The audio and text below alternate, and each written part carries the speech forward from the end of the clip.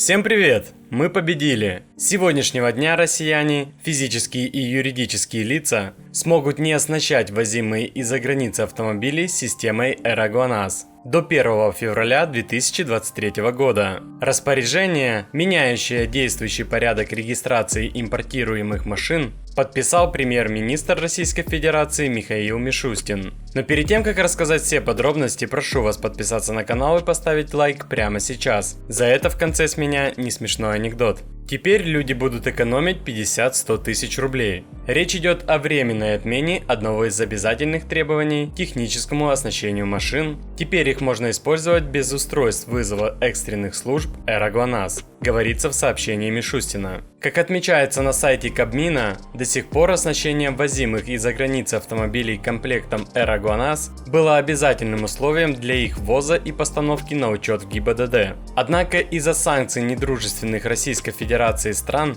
отечественные производители спутниковых систем экстренного реагирования столкнулись с перебоями в поставках комплектующих. Упрощенный порядок регистрации импортируемых машин даст производителям таких систем более чем полугодовалую отсрочку, за время которой они смогут перенастроить логистику и вновь наладить их выпуск в необходимых для рынка объемах. Это моя и ваша победа. Осталось теперь, чтобы отменили или хотя бы понизили таможенные пошлины на ввоз автомобилей в Россию. Это ликвидирует дефицит и в непростой экономической ситуации поддержит граждан, которым нужно купить автомобиль. Цены на новые автомобили в России являются сейчас одними из самых высоких в мире, при одних из самых низких доходов населения в мире. Без отмены пошлины мы рискуем превратиться в автомобильную Кубу, где одни автомобили разбирают, чтобы другие ездили. Для правительства России вопрос пошлин всегда был болезненным, а их отмена будет выглядеть как отказ от концепции национального производства.